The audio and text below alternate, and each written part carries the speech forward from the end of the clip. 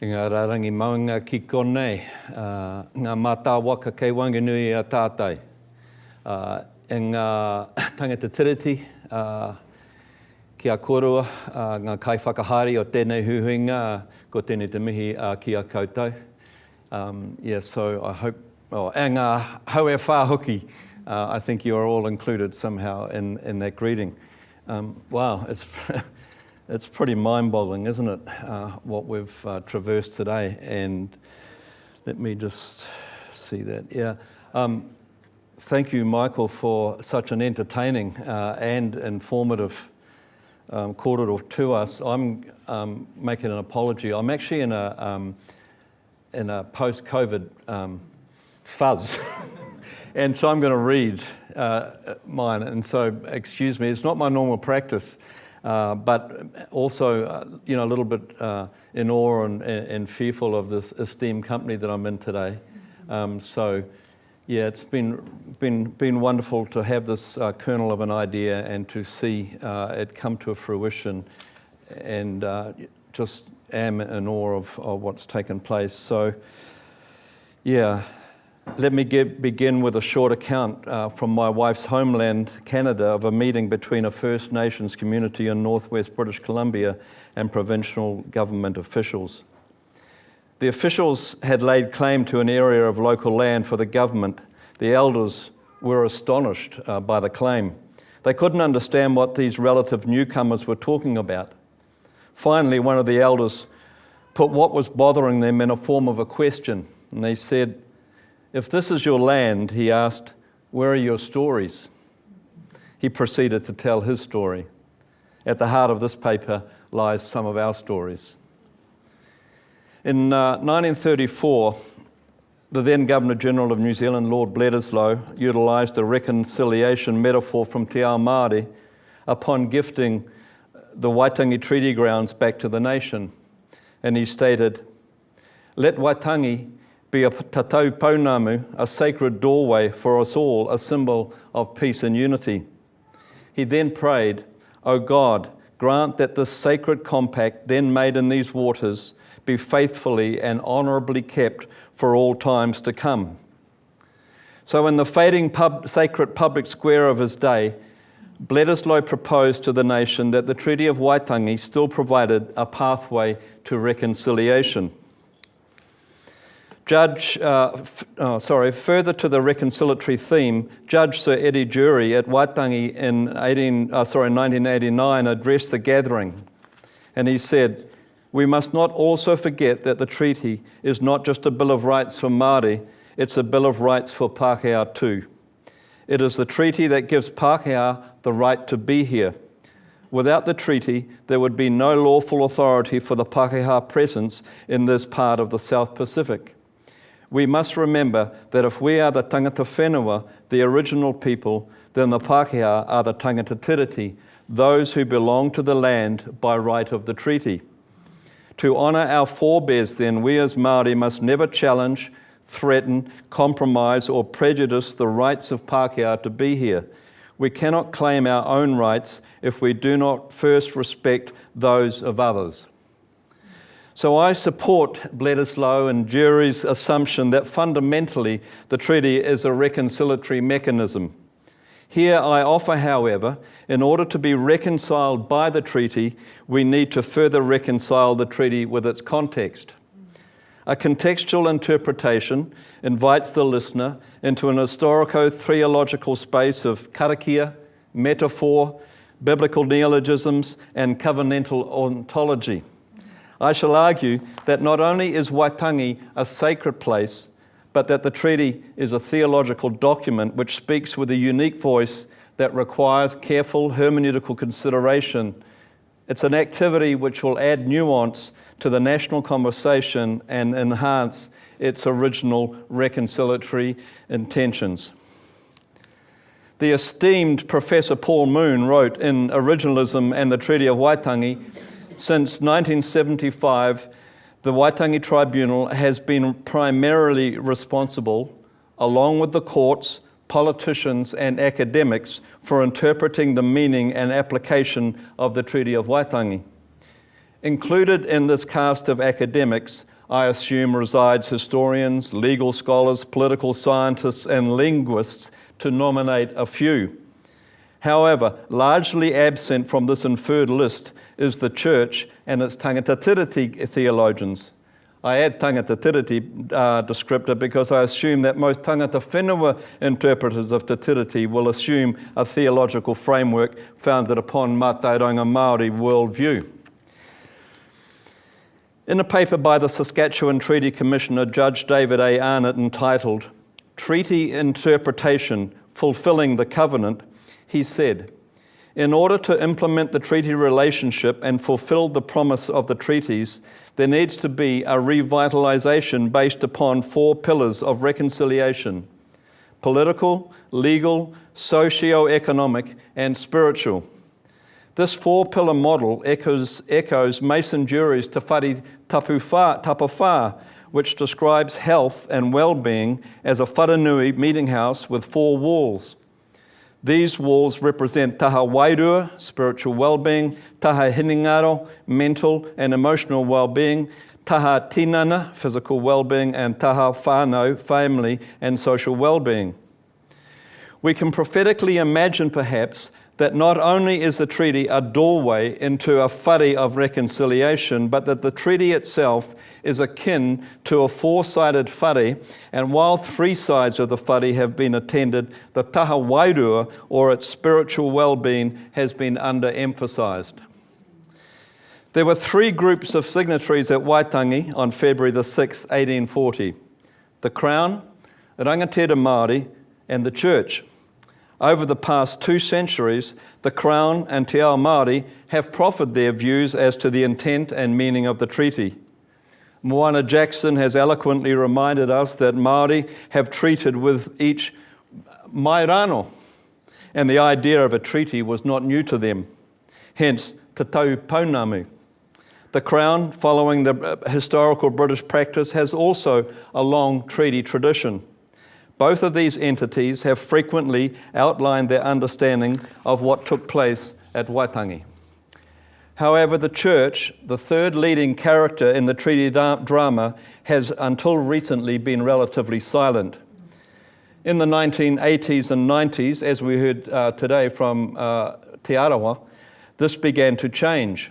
Examples of this shift are seen in the sesquicentennial release of the Church Leaders' Statement, a Kairos declaration, which followed the wide-reaching restructuring of the Anglican Church into 3 tikanga. The general lack of the Church's public witness is the more regrettable given that that community's significant mediatorial role in the treaty's formation and signing. This relative silence not only reflects badly on the Church, but has also meant that an important interlocutor has been missing from the national conversation, creating a vacuum to be filled by others, especially historians and lawyers. It is into this lacuna that this paper is offered. Here I shall argue that not only is Waitangi a prototypical sacred square, but also that the treaty speaks with a unique voice that requires a careful hermeneutical interpretation, given that a biblical worldview contributed to the treaty's development both politically, anthropologically, and cosmologically. In short, the treaty is, among other things, a theological document and needs to be understood as such. Perhaps the most obvious theological turn with regard to the treaty has been the current interest in its status as covenant. The word is used in a variety of quarters and has also attracted recent academic attention. However, I ask the question, what was the genesis of the covenant concept? Heke, the influential Ngāpuhi chief and the first to sign the tiriti at Waitangi, persuasively maintained in front of his fellow rangatira in February 1840 that the treaty was even as the word of God. Heke was, according to the agreement, a unique mana, comparing the tapu quality of te paipera tapu to the document that lay before him. The paipera tapu consists of he kawanata tawhito and te kawanata hau, or the Old Covenant and the New Covenant. Where did Heke get this idea from? quite probably from the explanations of his biblical mentor and baptizer, Karuwha, or Henry Williams. Williams, who later referred to the treaty as New Zealand's Magna Carta and as a sacred compact, was almost solely responsible for describing to him and other Ngāpuhi the nature and meaning of the treaty. I apologise for not including John Hobbes in this te aroha. The covenantal idea has withstood the test of time and continues to be referred to in sacred terms by many. Perhaps, as I've said, the covenantal whakapapa begins with Williams and was then given an indigenous imprimatur by Heke and his whanaunga Turuki Kawiti. The tapu claims were continued into the 20th century by Mere Rikiriki, Wiremu Rātana, and later reiterated by Bishop Manuhuia Bennett, Professor Manuka Henare, Bishop Whakahuihui Verko, and many others. I shall return to their specific views soon, but firstly, what did these rangatira understand? What were they implying by viewing the treaty from a biblical perspective? I shall now therefore briefly explore the biblical idea of political covenants. Excuse me if it gets a little technical, it'll only be briefly so. The Jewish political scientist Daniel Alistair, in his Covenant in Politics, states that polities come into existence through conquest, organic development, or covenant. He states that covenantal polities are those that seek to emphasize a deliberate coming together of humans as equals to establish a body politic. In all its forms, he says, the key focus of biblical covenant is on relationships. And the covenant is the constitutionalization of such bonds. In his view, this gives the relationship an authoritative basis in objective truth, which is an alternative to the authority rooted in one person's or one party's ability to accumulate and control power between individuals.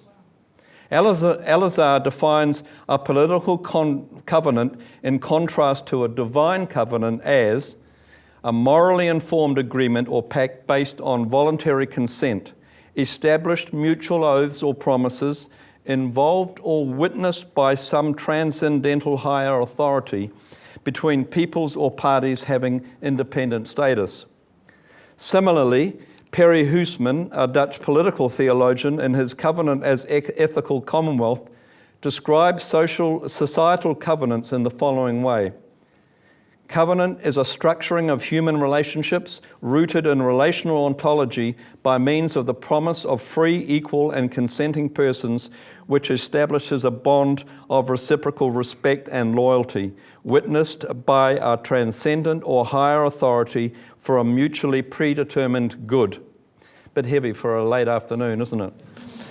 These covenantal agreements, which reflect God's covenanting practice, appear as treaties, legal transactions, international political declarations, and most commonly as the societal institution of marriage. Hoosman maintains that this almost universal use of covenant implies that humans are meant for and find their flourishing through human relationality. Covenant also implies there is a normative side to this relationality, one that leads free humans not to pursue freedom as autonomous subjects merely in search of objects to conquer, consume, or control, but to use freedom responsibly in the form of consent and promise-making for a common good greater than self.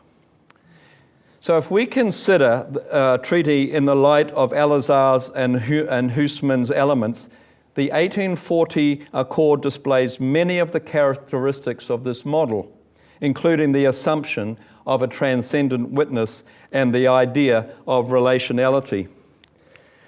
Let me firstly consider the concept of a transcendental witness.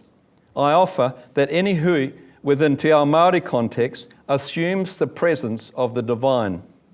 Further evidence can be drawn from the karakia of one of the signatories, Ngāti Hau and Ngāti Kaharo Rangatira Ngā Manu, a tupuna of Bishop Kito. Hapu memory recalls his karakia after he signed at Waitangi.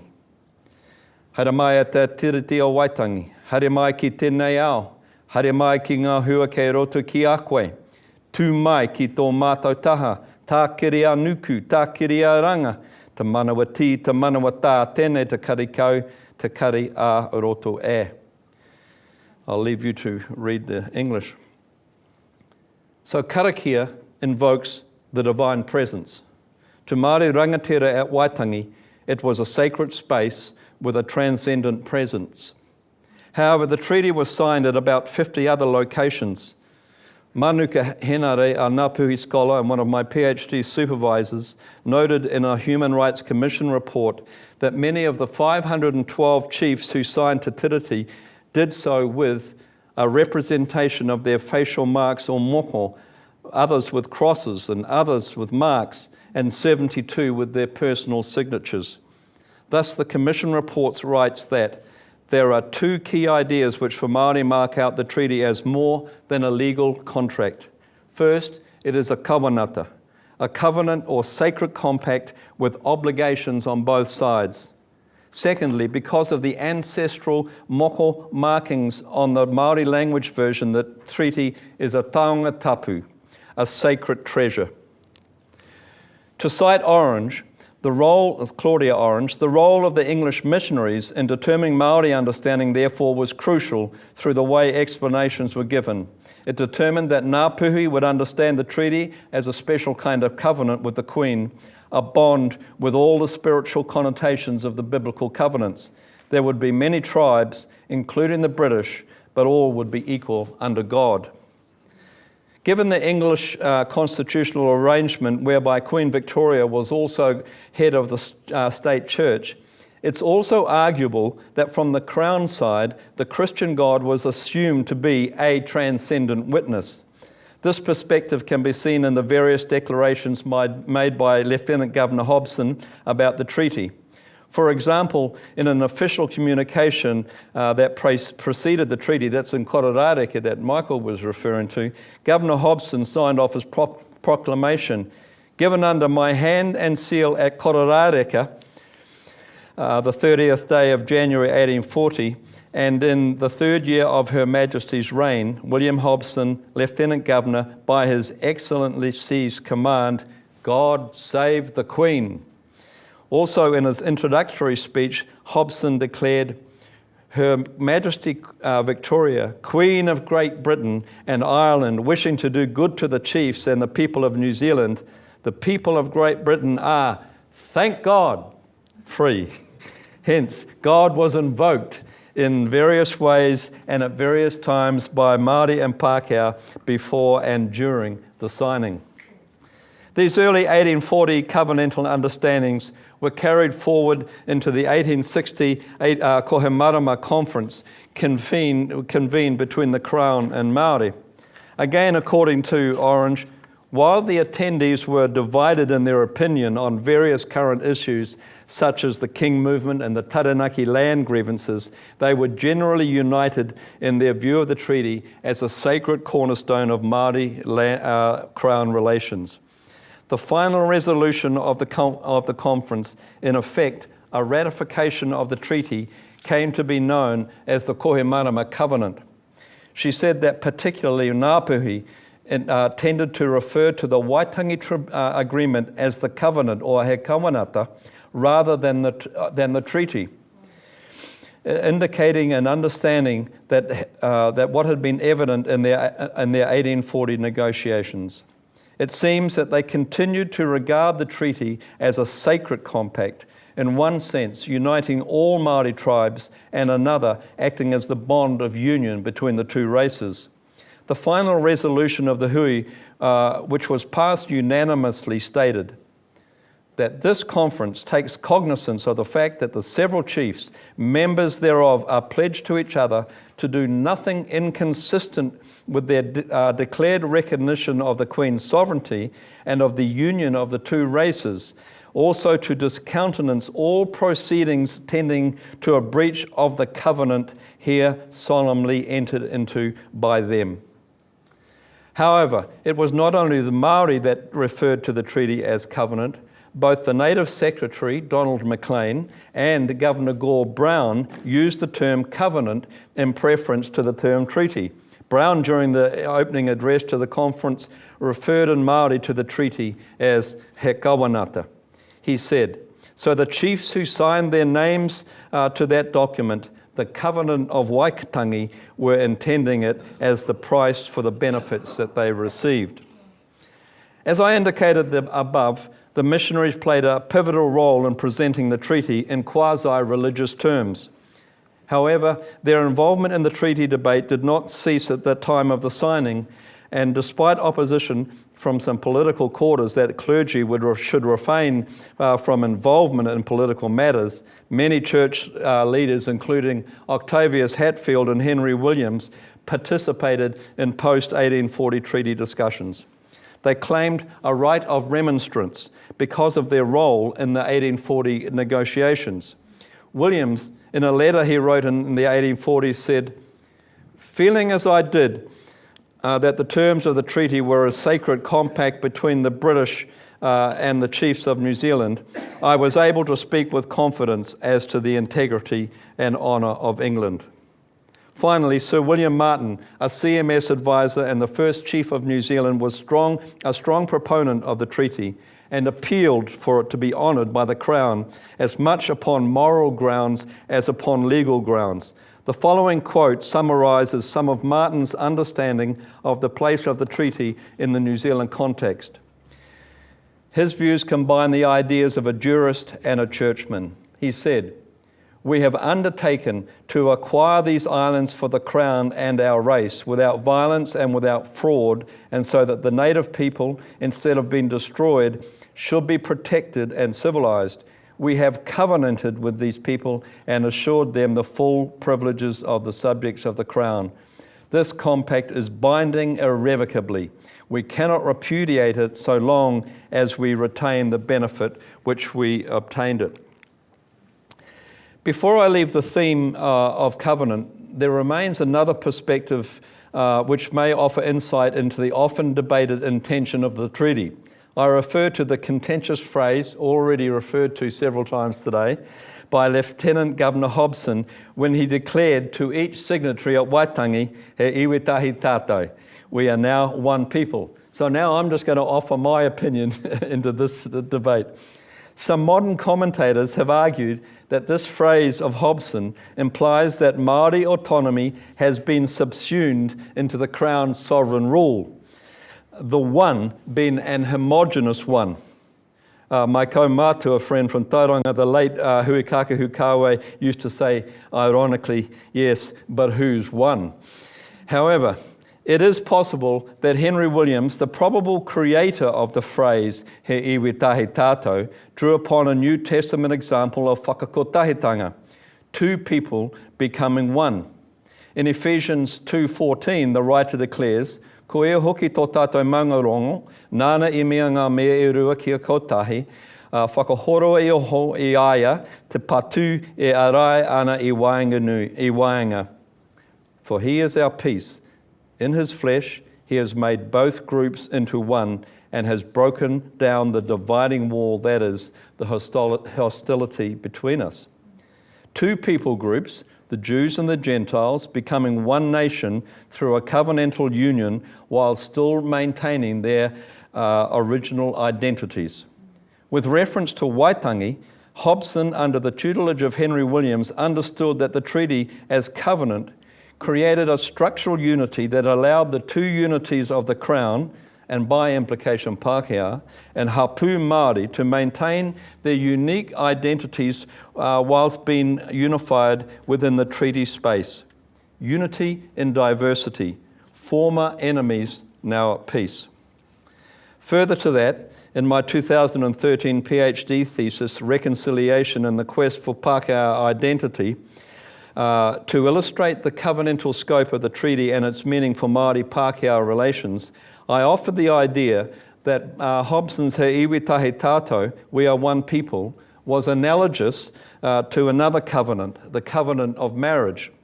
two people who retain their autonomy and identity were being brought together in an interdependent union. Viewed in this way, the treaty is a locus of reconciliation and one that continues to provide for Māori and Pākehā a covenantal security that also yields a concomitant relational ethic. To comprehend the treaty as covenant not only broadens our understanding, but may also contribute to the national conversation. A conversation that might include some of the following questions. Is it a covenant of works, or is it a covenant of grace? Thus, who belongs to the treaty covenant? How do they qualify? How long does a treaty covenant endure? Is the treaty simply an important historical artifact, or does its covenantal equalities suggest more? If marriage is an appropriate metaphor, could the treaty be annulled? If a partner repeatedly abuses the treaty, might the abused one legitimately demand a divorce, with reference to the two virgins? Conversely, what social advantage does a faithful covenantal ethic render for our society? These are just a few of the issues that emerge from viewing the treaty as covenant. However, the theological characteristics of the treaty reach beyond its covenantal qualities. To trace the theological whakapapa or genealogy of the treaty from an English perspective would be a long journey. It would certainly include the Magna Carta, the 18th century Whitfield Wesleyan revival, the Clapham sect, and the various institutions that this Anglican movement where it exercised its influence, namely the Church Missionary Society and the Colonial Office, especially in the person of the permanent Undersecretary, Sir James Stephen, the nephew of William Wilberforce. Stephen's humanitarian influence, for example, can be seen in Normanby's instructions to Hobson and ultimately in the interpretation of Henry Williams, who not only translated the English draft of the treaty, but also was its most influential interlocutor. Because of time, I shall limit my comments to Williams's involvement, whose influence upon Heki and Hobson I have already acknowledged. The Māori language of the treaty has been described as missionary Māori, an acknowledgement of the neologisms within Te Tiriti. These words were a cooperative creation of Henry Williams, his son Edward, James Busby, and Ngāpuhi leaders. In Article 1, as we all know, Henry Williams translated sovereignty as kawanatanga. In the second article, Williams has translated the full, exclusive and undisturbed possession of their laws and estates, forests, fisheries, and other properties which they may collectively or individually process as long as it is their wish and desire to retain the same in their possession as te tino rangatira tanga. Historians, among others, who have entered the domain of theologians and biblical scholars, have exegeted various Lucan passages in order to explain these neologisms, rangatiratanga and kawanatanga in particular. These two words are two of the most crucial words in the treaty document, and as such demand careful scrutiny. Regarding our present deliberation re treaty interpretation and application, hermeneutical principles are important, whereby we argue, whether we argue for an agonistic, an originalist approach, or to borrow the Canadian phrase, a living tree approach, understandings of context will be crucial, as has already been mentioned. To paraphrase the New Testament scholar Gordon Fee, a text cannot mean what it never meant to its original hearers. What Henry Williams brought to the treaty with his translation and explanation, and what Rangatira heard and understood, should not be disregarded. Unfortunately, as we've heard, the influential scholarship of Cathy Ross, Te Wiramu, has been vilified and sidelined for the quality of his translation. He has been accused as being a very poor translator at best, or a deceiver of Māori, who deliberately misled Rangatira in order that they would sign Te Tiriti. And here I want to acknowledge your work, Ned, your groundbreaking work that has critiqued those assertions by a contextual analysis of the 1830s Colonial Office, which has argued that William's translation of sovereignty as kawanatanga is an accurate interpretation of the Crown's view of the treaty at the time. However, there is one contextual theologian who has already been referred to in our midst, who sheds light, in my view, on the important relationship between sovereignty and kawanatanga. Nōpera Panikariao, or Te Rarawa, was an influential baptised rangatira of the north who signed Te Tiriti in Kaitaia. The night before the signing, Nōpera went to the home of the Anglican missionary William Paki to discuss the treaty and particularly the meaning of the terms sovereignty and kawanatanga. Paki was a renowned te reo speaker who helped translate the New Testament into Māori. He was present at earlier signings and had heard the interpretations given to rangatira about the content and the implications of the treaty. The next day, Panikariao expressed his support and he influenced 45 other northern chiefs to sign. Panikariao understood that Māori would retain their rangatira status amongst their people and that the British Crown would exercise a limited sovereignty or governorship kawanatanga over the new settlers. This understanding inspired his famous maxim, "A shadow of the land will go to the Queen, but the substance will remain with us. Ko te ātarangi o te whenua ku huatu ki te Queenie, ko te oni I mau."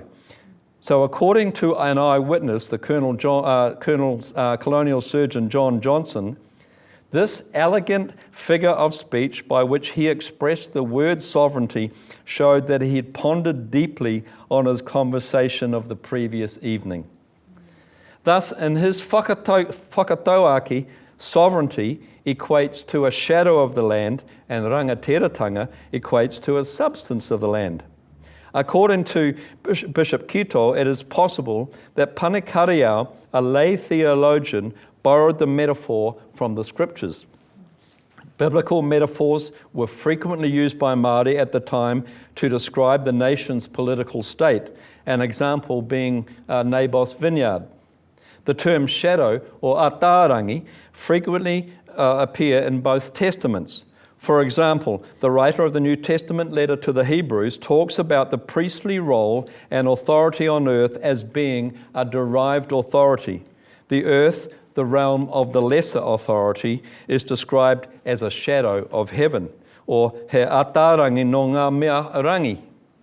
Heaven is the place where ultimate sovereignty is exercised, and earth is a shadow of that, the place of human governorship or stewardship.